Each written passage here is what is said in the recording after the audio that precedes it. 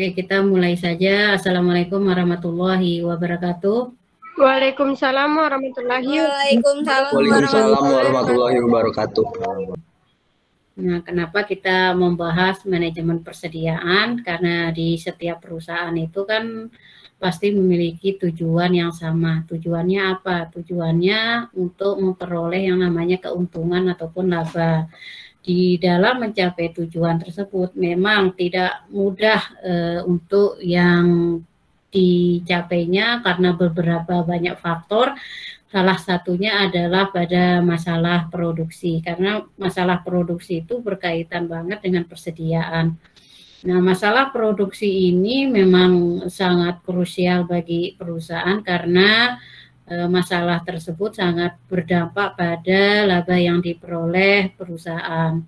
Apabila proses produksinya lancar, maka dengan mudah perusahaan itu mendapatkan tujuannya, yaitu memperoleh laba yang maksimal. Nah, jadi dari kelancaran proses produksinya itu memang dipengaruhi oleh ada atau tidaknya bahan baku yang diolah dalam proses produksi untuk menghasilkan yang namanya sebuah produk. Maka apa yang harus dilakukan oleh perusahaan, baik itu perusahaan dagang, manufaktur, ataupun perusahaan lainnya, yaitu salah satu upayanya yang harus dilakukannya dengan cara meminimalisirkan yang namanya biaya persediaan.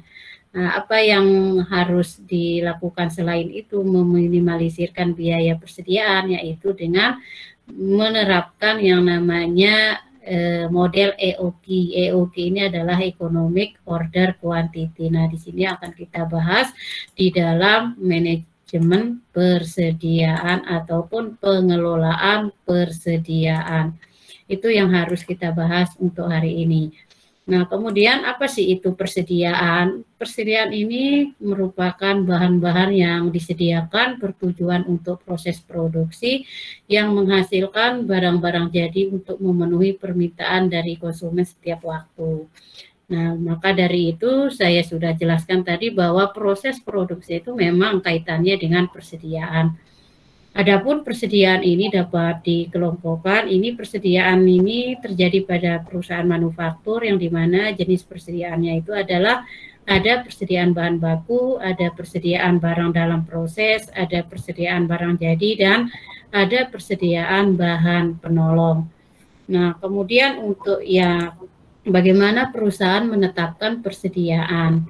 Kalau perusahaan menetapkan persediaan terus terjadi ada kesalahan, maka akan berakibat sangat fatal, misalkan pada persediaannya terlalu kecil. Nah, kalau persediaannya terlalu kecil akan hilangnya kesempatan untuk menjual sehingga akan mempengaruhi yang namanya laba. Nah, kemudian di dalam persediaan terlalu besar, ini juga akan memakan biaya yang sangat besar, akan memperkecil yang namanya laba dan akan memperbesar suatu resiko sehingga akan menimbulkan yang namanya kerugian. Nah, kemudian keuntungan dalam meningkatkan persediaan. Nah, di sini kita bisa dapatkan bahwa perusahaan dapat mempengaruhi ekonomi produksinya. Ini sangat jelas ya, kalau kita meningkatkan suatu persediaan, maka akan mempengaruhi ekonomi produksinya. Nah, kemudian untuk yang kerugian adanya persediaan, ya terjadinya biaya penyimpanan. Pastinya kalau terlalu banyak disimpan di dalam gudang atau terlalu lama, maka akan terjadi penumpukan. Nah, kemudian pemindahan. Nah, pengembalian modal yang tertanam. Pastinya dengan adanya persediaan, pasti kaitannya dengan modal. Karena dari transaksi pembelian juga kita melakukan hal seperti itu. Nah, kemudian untuk yang selanjutnya, bagaimana fokus dalam manajemen persediaan. Ya, perusahaan harus mempertimbangkan berapa banyak sih yang harus dipesan pada waktu tertentu, berapa banyak jenis persediaan yang harus disimpan, dan kapan sebaiknya persediaan itu dipesan. Nah, tujuan di dalam pengelolaan persediaan atau manajemen persediaan di sini salah satunya adalah secara umum menyediakan persediaan yang dibutuhkan untuk menyokong operasi atau kegiatan perusahaan dengan biaya minimum. Nah, di sini kan tujuan memang perusahaan itu bagaimana meminimalisirkan yang namanya biaya di dalam kegiatan operasionalnya. Nah, intinya meminimalisirkan biaya persediaan. Ya dengan cara ya menerapkan EOQ tadi. Kemudian di dalam biaya persediaan itu hubungannya ada biaya penyimpanan, biaya pengadaan, dan akibat kekurangan persediaan. Ini udah jelas ya, kalau kita berhubungan sama biaya persediaan, ada biaya simpan, biaya pengadaan, kemudian biaya akibat kekurangan persediaan. Nah, kemudian biaya penyimpanan yang pertama atau disebut dengan carrying cost, di sini sifatnya variabel terhadap jumlah persediaan yang dibeli. Ya, karena dalam perusahaan itu jumlah persediaannya nggak konstan ataupun secara kontinu tidak. Di sini rumus dari biaya penyimpanan yaitu TCC, total carrying cost, sama dengan biaya simpan dikali dengan price-nya atau harga belinya dikali dengan persediaan rata-ratanya. Nah, kita mencari persediaan rata-ratanya dengan cara Q. Q ini adalah kuantitas pesanan dibagi dengan 2, kemudian penjualan dibagi dengan frekuensi pemesanan dibagi dengan 2. Nah, kemudian untuk yang termasuk dalam biaya penyimpanan di sini atau carrying cost, mulai dari sewa gedung sampai dengan asuransi. Nah, kemudian untuk yang menghitung besarnya carrying cost-nya ini dilakukan dengan 2 cara, yaitu nilai inventory rata-rata ketika kita melihat persentase tertentu. Kalau kita melihat biaya per unitnya, maka dari jumlah rata-ratanya. Jadi terserah kalian mau pakai yang mana. Jika ada soal persentase tertentu, maka dilihat dari nilai inventory rata-ratanya. Kalau dilihat dari biaya per unitnya, maka dilihat dari jumlah rata-ratanya. Nah, kemudian biaya pemesanan atau ordering cost. Tadi kan biaya penyimpanan atau carrying cost, sekarang ordering cost. Sifatnya sama, yaitu selalu berubah-ubah atau variabel terhadap frekuensi pesanan. Rumusnya TOC atau total ordering cost sama dengan fixed biaya tetap dikalikan dengan sales untuk penjualan dibagi dengan kuantitas pesanan.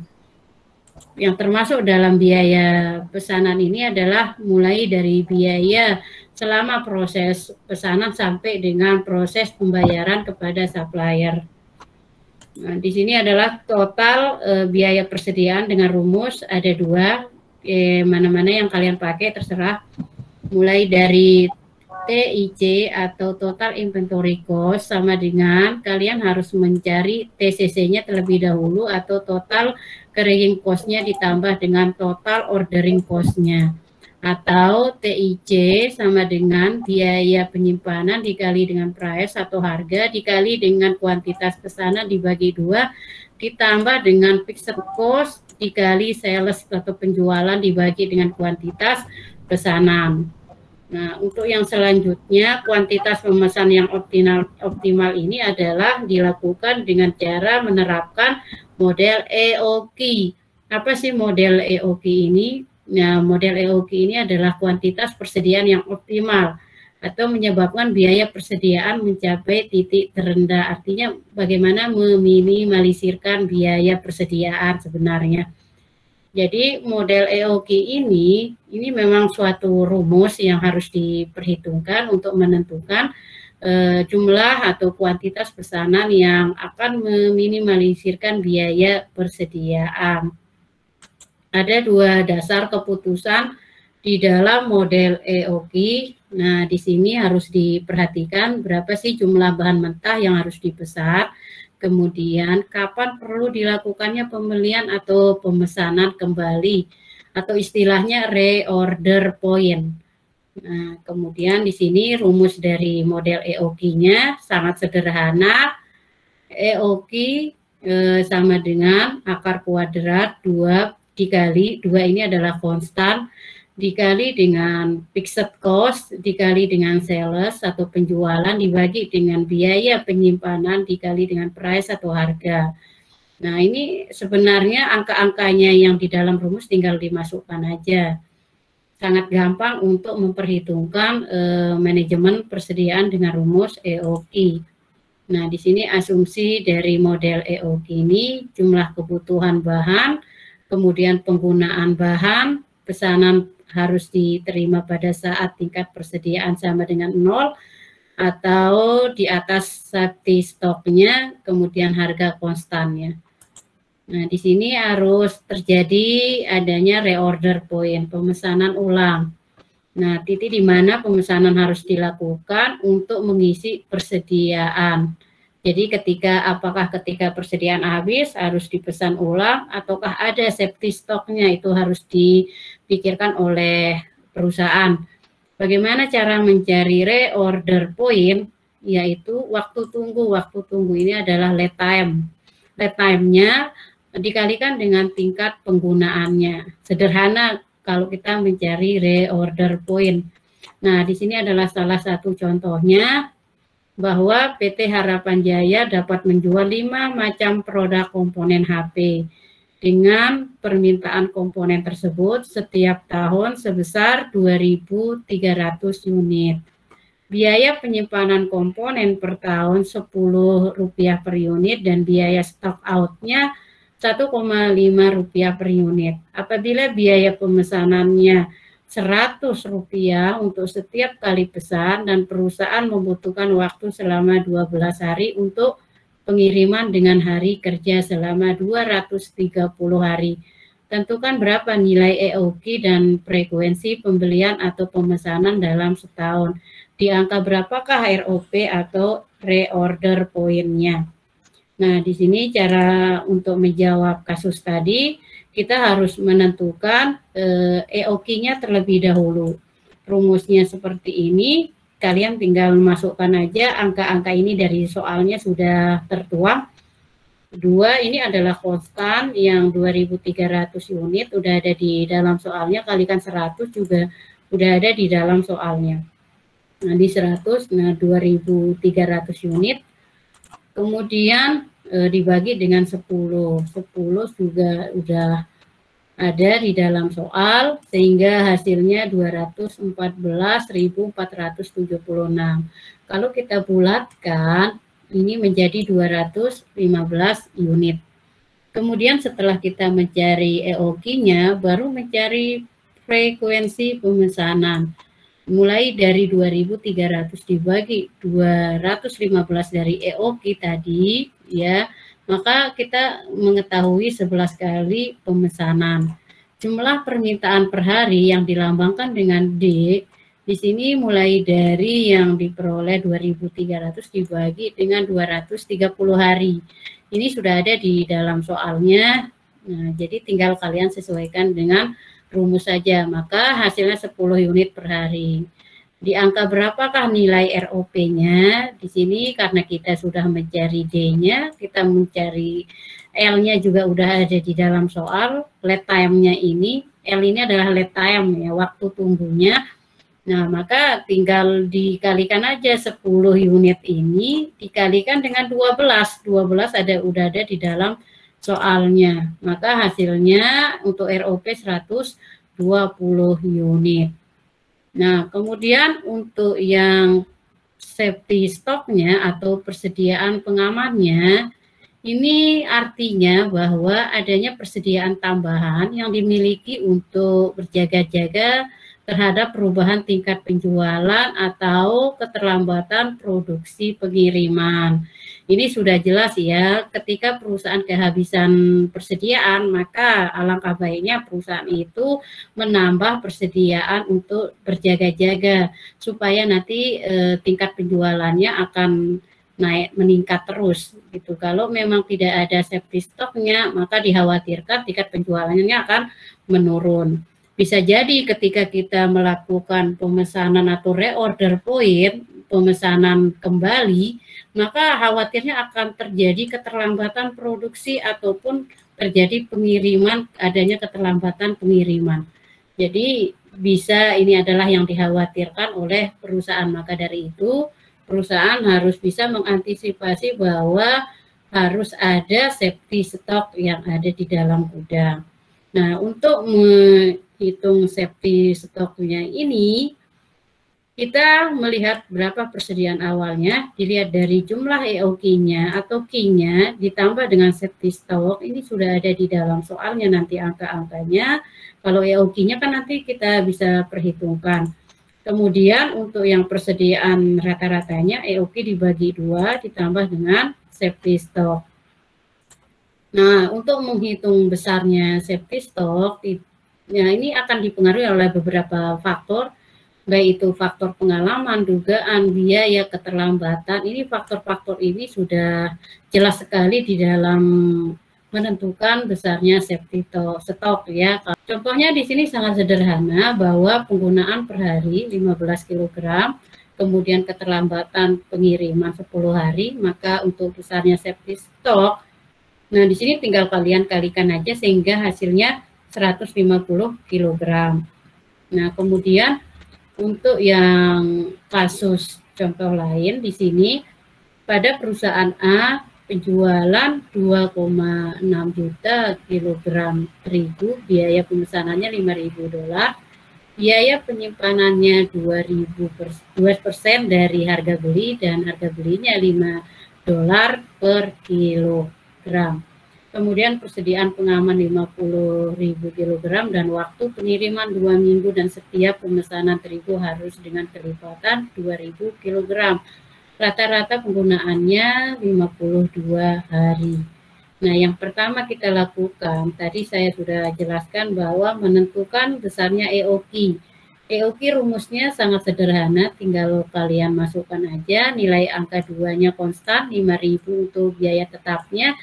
Penjualannya 2.600.000, untuk yang biaya simpannya 0,02 atau 2% dari harga beli, dan harga belinya ini adalah $5 per kilogram, sehingga hasilnya 509.902 atau dibulatkan menjadi 510.000 kilogram. Nah, untuk yang selanjutnya pemesanan ulang. Kalau pemesanan ulang ini kita harus melihat berapa penggunaan dalam per minggu. Dilihat dari penjualan dengan penggunaannya 52 hari, maka hasilnya 50.000 kg. Kalau kita melihat dari penjualan dibagi dengan safety stocknya 50.000 kg, maka tetap aja hasilnya 52 hari. Kemudian titik pemesanan ulang, waktu pengiriman ditambah dengan safety stock. Waktu pengirimannya ini 2 minggu dikali 50. Ini adalah yang dihasilkan dari per minggunya. Nah, ditambah dengan safety stock yang ada di dalam soalnya. Di soalnya kan udah ada di sini safety stocknya. Nah, kemudian hasilnya 150.000 kilogram. Nah, kalau kita memesan dalam 1 tahun, maka kita menghitung dari penjualan dibagi dengan hasil EOQ atau Q-nya yang di awal, yang pertama kali kita hitung, maka hasilnya 5,08 kali. Artinya kita bulatkan jadi 5 kali. Kalau atau bisa jadi dengan 10 minggu. 10 minggu kan 5 dikali 2 minggu tuh, hasilnya kan 10 minggu. Dalam 10 minggu ini bisa terhitung 72 hari. Nah, kemudian untuk yang tingkat pemakaian per hari, di sini adalah 2.600.000 dibagi dengan dalam 1 tahun itu terdapat 365 hari, tapi kadang-kadang ada yang soal juga 360 hari, maka hasilnya 7.123,287 kg atau dibulatin aja jadi 7.124 kg. Nah, kemudian untuk yang biaya penyimpanannya di sini adalah total carrying cost ya, dari biaya simpanan atau penyimpanan dikalikan dengan price dikalikan dengan persediaan rata-rata, atau bisa kalian menggunakan rumus ini nggak apa-apa. Jadi tinggal masukkan nilai-nilainya tadi yang ada di dalam soal dan nilai EEOQ yang sudah dihitung ini tinggal dibagi dengan 2, maka hasilnya 25.500. Kemudian untuk yang biaya pemesanan di sini adalah total ordering cost. Nah, di sini dari biaya tetap dikali penjualan dibagi kuantitas pemesannya. Tinggal dimasukkan juga, ini sudah ada di dalam soalnya, ini juga biaya penjualannya, dan ini EOQ-nya yang sudah kita hitung di awal. Tinggal kalian kalikan, maka hasilnya 25.490,20. Dan untuk yang biaya safety stoknya di sini sangat sederhana, tinggal kalikan dari biaya penyimpanan dikali price dikali safety stoknya ini berapa. Nah, ini udah ada di dalam soal 2%, ini $5 per kilo. Dan ini safety stoknya ini adalah 50.000 kilogram yang udah ada di dalam soal, maka $5.000. Kemudian untuk yang total biaya persediaan atau TIC, total inventory cost, tinggal kita mentotalkan saja. Kita hitung terlebih dahulu berapa biaya penyimpanannya, berapa biaya pemesanannya, dan berapa biaya safety stoknya. Maka hasilnya 55.990,20. Nah, inilah salah satu grafik dari EOQ. Nah, di sini ada contoh lanjutannya dengan grafik ini, bahwa di sini ada 5 minggu, 8 minggu, 10 minggu untuk yang safety stoknya, reorder pointnya, EOQ-nya sudah ada di sini di dalam grafik. Dan ini lanjutan dari kasusnya, jika perusahaan A membeli terigu sebanyak 650 kg, maka biaya pengiriman ditanggung oleh perusahaan pengolahan gandum sebesar 3.500. Apakah penawaran ini menguntungkan ataukah tidak? Dengan cara di sini kita harus tentukan biaya pemesanannya. Biaya pemesanannya dilihat dari mana? Di soalnya kan ada tuh $5.000, bukan safety stoknya ya. Di sini soalnya $5.000 dikurangi dengan 3.500 yang ada di dalam sini. Nah, kemudian hasilnya 1.500. Untuk yang total carrying cost-nya tinggal kalian masukkan aja. Sudah ada angka-angkanya, nggak perlu diperhitungkan lagi. Begitu juga dengan total ordering cost-nya dan total inventory cost-nya tinggal dimasukkan. Dan 5.000 ini adalah safety stock-nya, bukan biaya pemesanan. Ya, ini safety stock-nya yang besarnya berapa? 5.000. Dari mana? Ya dari awal ini yang sudah kita hitung. Nah, tinggal ditambahkan saja sehingga hasilnya $45.147. Analisisnya bagaimana? Kalau analisisnya di sini kan yang EOQ-nya dihasilkan 510. Nah, membeli 650. Berarti kan biaya persediaannya lebih besar daripada dia beli. Nah, biaya persediaannya kan 45 sekian dan biaya persediaan pada saat EOQ-nya ini adalah 55 sekian.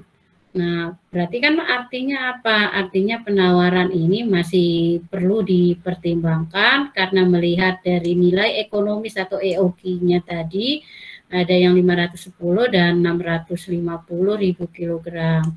Kemudian untuk yang pemesanan dalam 1 tahun, kalian tinggal bagi aja dari penjualan dibagi 650.000 kilogram, maka hasilnya 4 kali atau 13 minggu. 13 minggunya ini kita bisa melihat dari grafik nih, dari minggu kelima ditambah dengan minggu 8. Jadi kan 13 minggu.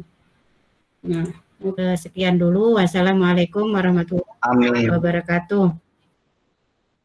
Waalaikumsalam warahmatullahi wabarakatuh.